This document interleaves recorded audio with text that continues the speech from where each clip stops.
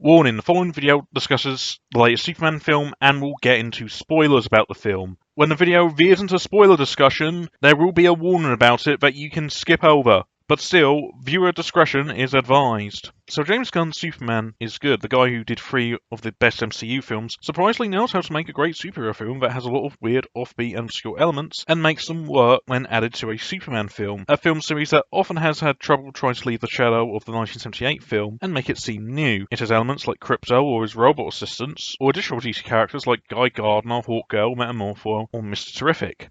You haven't seen goofy stuff like that in a superhero film, especially in a DC film, and it sets itself apart from other films. But I also like how it adds elements from 2 other older films, and you'd be surprised which ones came to my mind when watching it. Yeah, as I mentioned before, the 1978 Superman film has a large cultural footprint. Elements like the design of the Fortress of Solitude, going from an Arctic cave to a crystal fortress, and the S symbol being the symbol of the House of El, has been adapted into comics and other adaptations before, and characters like Lex Luthor's assistant Miss Tessmacher and others have been used in other adaptations like the CW series, or have been added to the comics. And the death of Jonathan Kent from a heart attack has been a major aspect of the character's mythos. But James Gunn's Superman film has a surprisingly enough for me, more connective tissue with Superman 4, The Crest of Peace, and, the last Superman reboot, Man of Steel. Crest of Peace is often considered one of the bad ones out of Christopher Reeve's run of films, with bad effects, low budget hampering everything, and Milton Keynes' no New York City, or Metropolis. But one element of the film is that it involves Superman dealing with geopolitical topics. In Superman 4, it has Superman walking to the UN and telling them that he's going to disarm all these countries' nuclear arsenals, and they all go along with it without any prior discussion about it. Gunn's film also deals with geopolitics, namely Superman intervening in conflicts between 2 countries, but unlike Crest of Peace,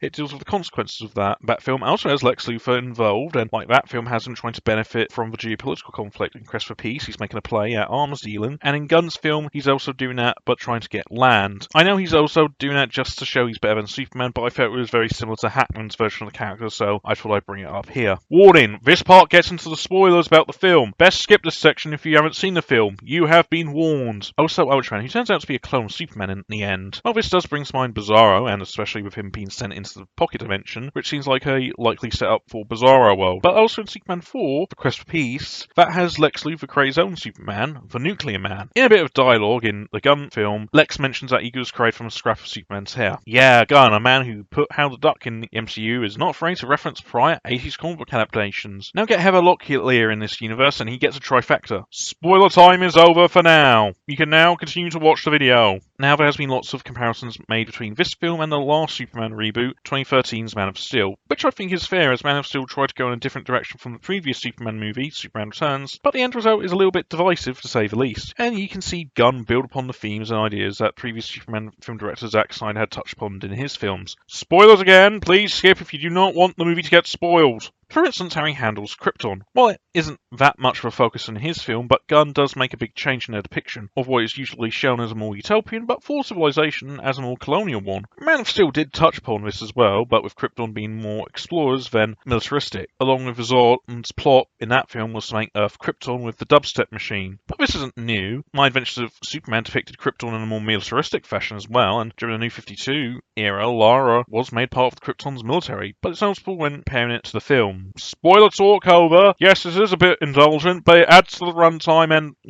how you gotta catch that algorithm. Also, Gunn's depiction of Lex Luthor feels like a refined version of what Snyder was doing with the character in Batman v Superman. In the DCEU, Lex Luthor was being imagined as a tech billionaire like Mark Zuckerberg, because that was the easy screenwriting shorthand for evil industrial villain at the time. They even got Jesse Eisenberg to play an updated version of the post-crisis Lex Luthor, but he also had elements of the mad scientist characterization from the pre-crisis continuity.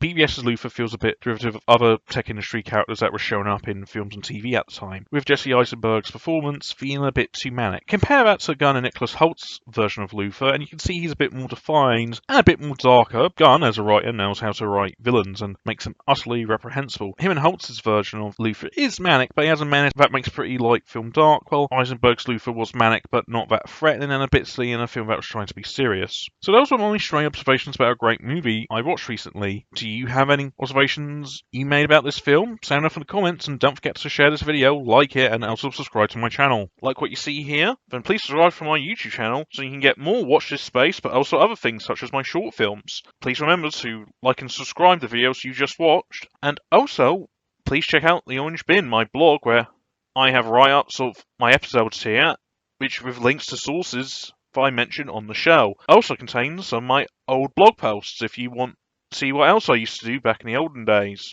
So please remember to check out my blog and like and subscribe to my YouTube channel.